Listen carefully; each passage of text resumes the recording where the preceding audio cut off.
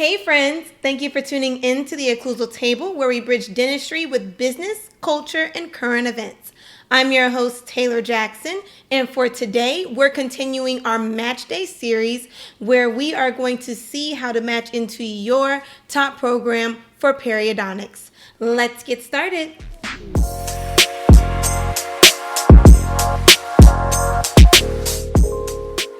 All right. So today is super special because we have a returning guest on the show, my dear friend, sister, and role model, Dr. Aierress Davis.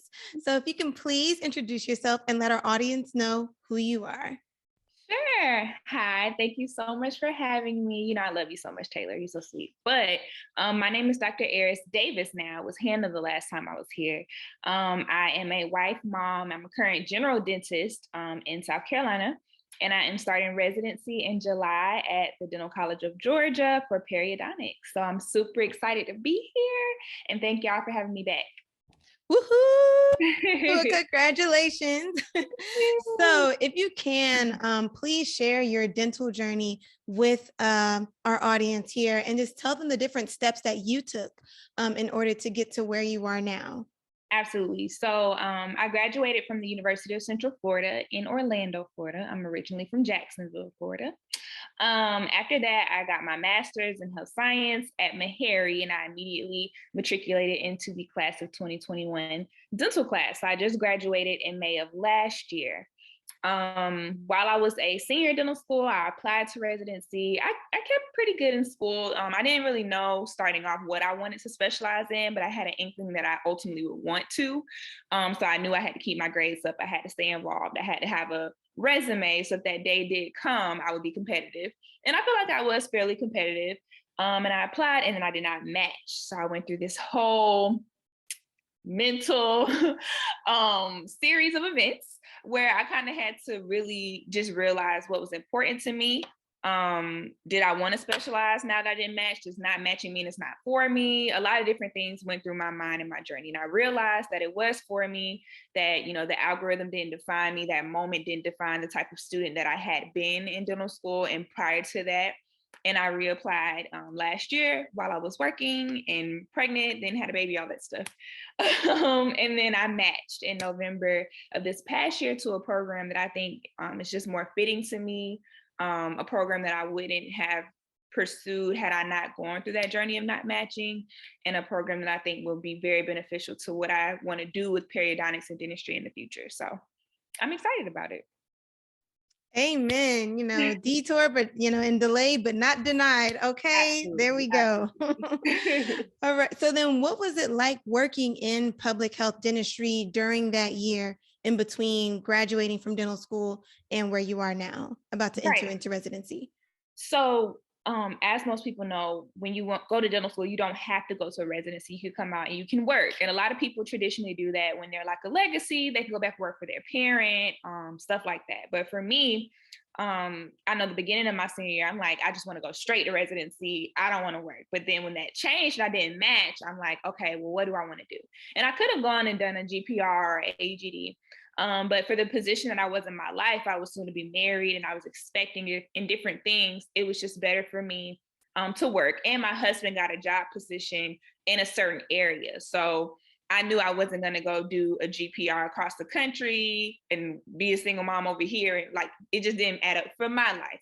So I was confident in my skills. I felt like Meharry gave me a sound foundation to go into private practice. I actually interviewed with some DSOs, didn't really pan out. And then I actually got the opportunity to interview with a federally qualified health center, or FQHC, which is a center that houses public health dentistry. And there are many across the country.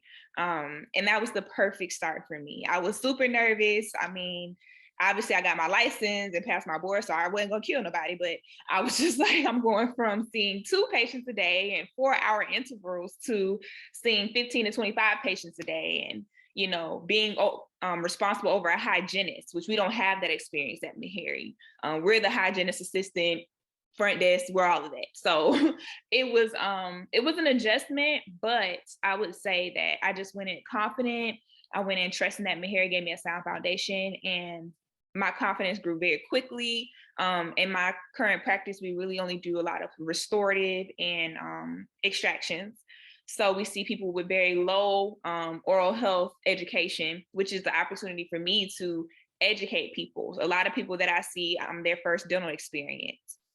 I see a lot of immigrant patients and things like that. So it gave me an opportunity to try to become bilingual, or at least know dental Spanish. So it's been a phenomenal experience. It upped my speed, it upped my confidence. And I would suggest it to anyone. I know a lot of graduates are very nervous about working coming out the gate, but aside from myself, many of my classmates went straight into private practice. Some of them even bought into their own practices, and they're doing well from what I can see in the conversations we've had since graduation. So it was great for me. And I think it really was a strength when I reapplied and I interviewed and was able to say, I'm actively working in public health. I see this volume of patients and things of that nature. Awesome, awesome, awesome. It's all about building that clinical confidence. I know we've all talked about that before.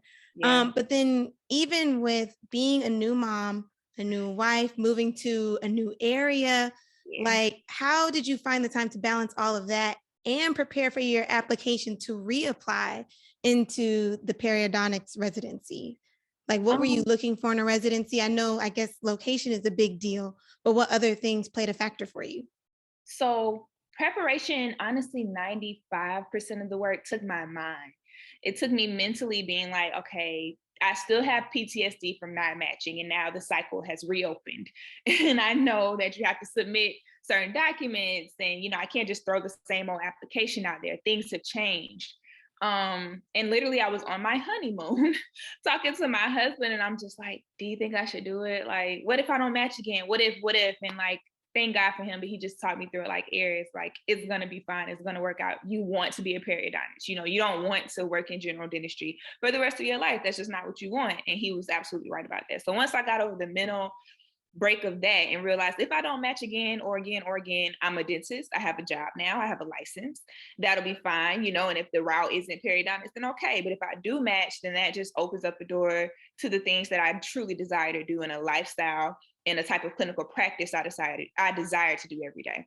So mindset was the first thing. Once I got over that, I mean, you know me, I like to do a million things at once. That's just, I function at my highest capacity when I have a million responsibilities for some reason. So, I actually, like you said, location was a big deal for me. So my family kind of got grounded where we were, and Dental College of Georgia was in close proximity to where I currently am now. Of course, I reapplied to other programs that I got interviews for and had a relationship with, so I didn't let go of that. But I actually externed at Dental College of Georgia 2 weeks before I had my baby. So I externed for 2 days. I was pregnant. The director didn't even realize I was pregnant till the second day. And she was just like, wow, I cannot believe you're here. And I literally was like pleading to my stomach, like, please don't let me go into labor. They really not gonna pick me then, like, please. But I shattered a few surgeries, talked to the residents. I had already sat in on the literature review like early in the year, but I just wanted to show them how committed I was and how serious I was about pursuing the residency at all costs. So after that externship, they offered me an interview.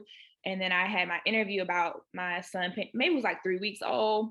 So my best friend came down, watched him, I interviewed, and it was just something about the environment that was different. I had externed at the previous programs that I applied to, but just for me, sidebar, but when I graduated, I felt like, yay, I'm a dentist. I achieved my goal. I didn't match, but I'm doing what I want to do since I was 14, but I felt like this isn't it. Like I want to do other things. I tapped into content creation and trying to build my own brand so that I can stand outside of just dentistry.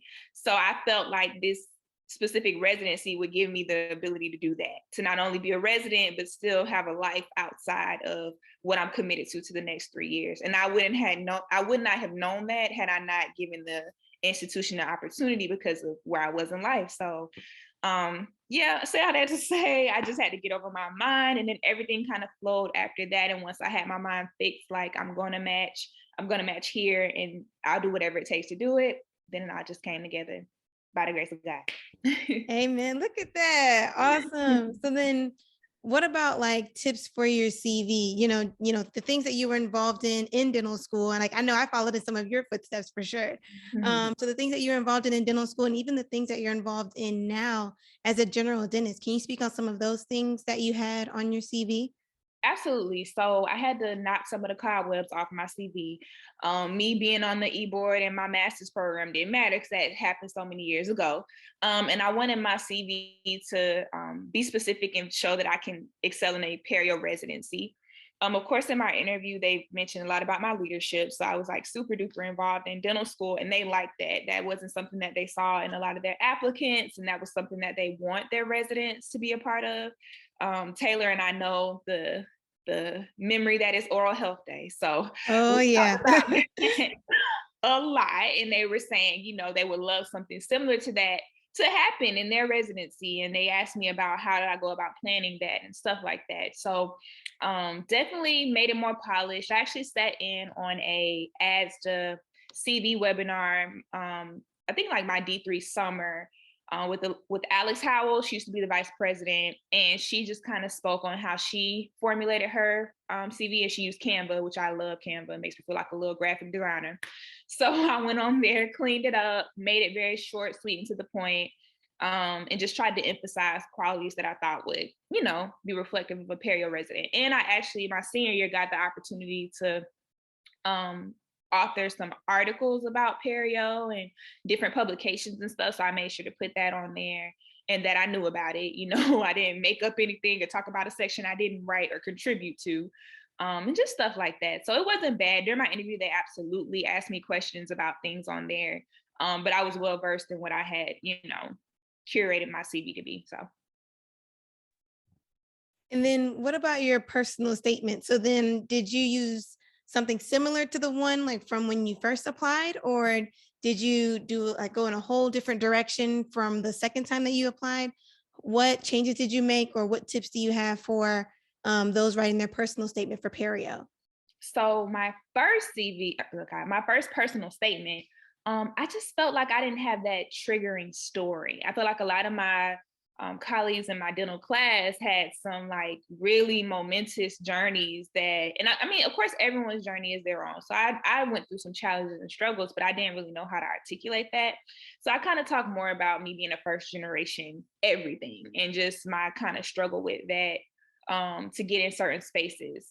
And I had an interview at the University of North Carolina the first time I applied, and they mentioned that they brought up that they had actually read it, and that was really interesting to them. But the second time around, when I didn't match, I made my personal statement about that and about how I really did have to have a heart to heart with myself. Like, is this for me? What am I willing to do to become a periodontist? Like, and honestly, it was traumatizing me. I'm gonna be completely honest, just because in my mind, I felt like I was just so prepared and I had, all these qualifications. And that still is true, but the algorithm just wasn't in my favor during that specific year. And I had to come to grips with that and realize that it didn't define me, because initially it kind of hit me like a brick wall, and I just felt like just throw my resume in the trash. Like, what did it all mean? Like, I'm nothing. And I just had to really work through that and just find confidence in myself and know that this specialty field is for me and that I would excel in the field. So yeah, that's what I wrote about in that. And I made it more personal. I mean, my first personal statement was a personal statement, but it was just kind of like just something to write. But this time I really spent some real time with it. And this may not be the best advice, but I didn't send it to anybody the second time. The first time I sent it to a few people, someone who used to be a director and my mentor, and they gave their advice and stuff. But this time I was like, this is how I feel. This is what I'm writing, submit. And I held with my truth, and I'm glad I did. So.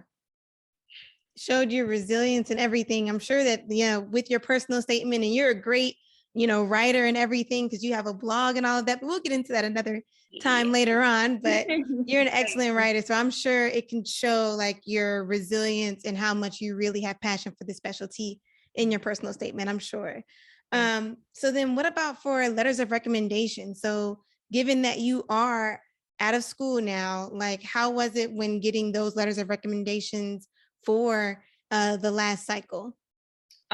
So I made all of my letters of recommendation, or my letter writers, I should say, periodontist. The first time I made my ASA advisor a writer, and she is an oral surgeon. I made another mentor at our school one. She's in public health. She's not a dentist, stuff like that. I made it specific to periodontists because I had got some advice from a resident that I had spoken with at a certain institution, and she said that, this may or may not be true, but she said that sometimes they see letters from oral surgeons specifically, and they're like, were you trying to do that? And they veered over to perio. What is it? Which honestly, in my mind, like, why does it matter? I'm here now. Like, if they can attest to my clinical skills, which is the point, who cares? But I don't know. I just switched it up that way because I honestly, throughout my experience, I had made more relationships with periodontists. So I figured if I can hit 3 letters from 3 periodontists that are in the field and can attest like she would be a good fit, then why not? So I lied. I made all of my letters periodontist, and then I still requested a letter from the dean just because I feel like she's the dean of our school that speaks to, if she suggests me, then I mean, what can you say? So that's it. But I try to make it more specialty focused, and I would, if you can, try to make all your letters focus to the specialty so they can attest like they're currently in it. Yes, this person would. But if you can't, honestly, I just feel like it's a letter of recommendation. And if you read it for what it is, I don't care if I was the janitor at the school. Like, if what I'm saying is true about the candidate, then that's what you should look at. So that's what I did. Absolutely. Yeah, that's really good advice. And then moving on to externships too. You talked about having the one in person at College of Georgia, but if you could talk about like how you reached out to the program director to get that externship experience, or did they already have something set up? How do you go about getting an externship, or do you think it really played a huge part in you matching there? Absolutely, 1000%. I could talk about this all day, but I was so afraid. Okay, so for example, Dental College of Georgia, there was a Maharian there that graduated from the prosthodontics program. So I messaged her and was like, hey, can you give me any advice about the program? And then I remember saying, do you think it would be weird if I emailed the director? And she was like, no. Like, that's what I did. I emailed every director at a place I was applying and was like, hey, this is my name. Can I stop by? And I remember that moment so clearly because it's like we so often are so afraid to like put ourselves out there. But I feel like, especially Black dental applicants and Black female, like especially a minority group of students, we have to. There's really no other choice. Like at Meharry, we don't have a periodontist residency. So me applying, they don't know what level of experience I have. They don't know what I've tried to learn about the residency. And granted, everyone starts from zero when they go into residency, but still, like those kind of things matter. And an externship is so important because your name is in their space before you even apply. So I did an externship for oral surgery when I was in dental school. And another reason they're important is because it can show you like, do you really want to do this in the first place? Like you can read it in a book and think, oh, this is so interesting. Yeah, that's cool. Until you're in the operating room and you're like, I don't want to do this every day. Like this is a little too tense for me. I'm not, but then you get to see the, camaraderie between residents and the dynamic, and it's just different. And I feel like I had to really kind of finesse some externships at Meharry, make my own days off and kind of get in that system. But I'm so glad I did because not only did it put my name in certain spaces, show me the experience, but it's really a beef up for your resume. And coming from an institution that doesn't have that particular specialty program, I think it means a lot and it shows your effort. So if anybody watched this, don't ever feel like, oh, maybe I shouldn't email the director. Like email them directly. Like I emailed my soon to be residency director multiple times. Like when I knew I was coming to the area, I was like, hi, can I sit in on the lit review? And although she didn't respond to me directly, she CC'd her secretary. They set things up for me. And your name will always be in their email list forever. When you apply, they'll be like, that, especially my funny looking name. They're like, that look kind of familiar. I thought I seen that somewhere before, So put yourself out there because you literally never know where shooting your shot can take you. It can get you a seat somewhere. Say hello. Oh, look at that. We have another little guest. Hi. All right. So then, being like in the era of COVID and everything, and interviewing last year, were all of your interviews virtual? What were they like? What were some interesting questions that you've had? Can you speak to that experience? Absolutely. So when I applied my senior year, of course, they were all virtual, which was, I hated it so much. It wasn't, and honestly, I don't know if it's changed because, well, actually it did change, but it was very like, what's your favorite hobby? What are you watching on Netflix right now? And I'm like, what does that matter? Like, are y'all gonna pick me or not? You know? But then this past year, both of my interviews, I only had 2 interviews. They were in person. And it was a lot better experience. There were other people there. They actually asked me, they didn't ask me anything clinically because, like I said, everyone starts from zero, but it was just more personal. And I feel like they were able to see in my body language and interaction how much I desperately wanted an opportunity and shot. So it was much better this time around. Any tips that I would give is to just, of course, be yourself. Don't beef up any of your experiences because they will ask. Make sure everything in your application is true. That's really it, just your standard interview tips kind of thing. Awesome. And then as we go into our last question, is there anything you wish you knew before applying, or even like advice to those that did not match the first time into residency, and showing how you came out of that experience? I wish I knew that most people, unfortunately, do not match. And my year, I remember the program director at the institution I ranked #1 emailed me and was like, I want to say she may have said something over 500 students didn't match or something. It was a very large number. And I'm like, wow, there are so many people that are experiencing and feeling what I'm feeling. And that algorithm, the match system, in no way defines you. It is really just math. It's really just a system, and use it to your advantage. If you don't match, know that it's a reason behind that. It's a purpose. I'm so glad because I feel like God was just ahead of me. I didn't match and I was down bad, and maybe a month later, I found out I was about to have a baby.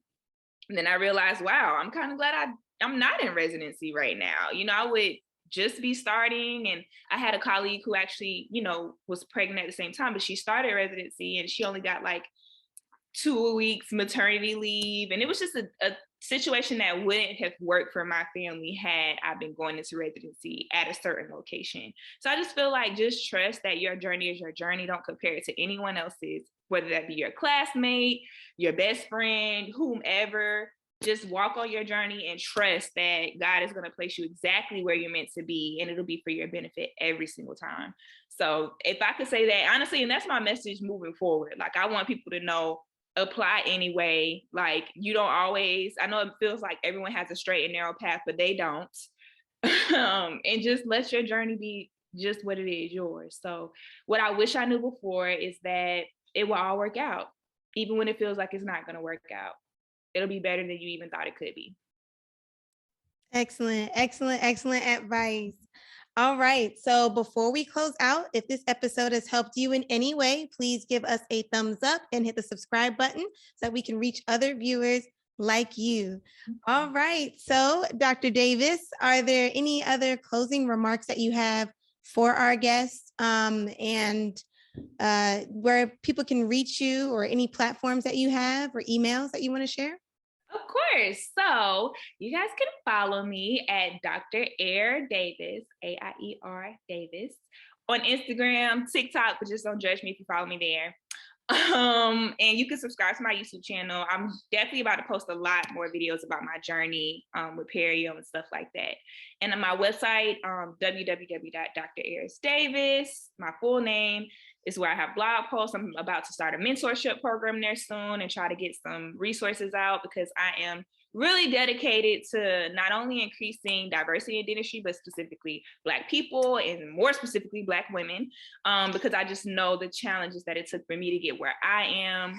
And I just want dentistry to reflect what our country looks like. So yeah, and if anyone has any questions or wants mentorship or advice or anything like that, feel free to just DM me, contact me in any kind of way, and I am all about that life. So yeah, that's it. Excellent. And I cannot wait to see and see how much your platform grows and how much your channel grows. I'm going to put everything in the description box so people can follow you, because I definitely enjoy all of your content. So, Thank you. all right. Well, that's all we have for today. Thank you for sitting with us at the table, and remember to stay flossing and keep flossing. Bye, guys. Bye.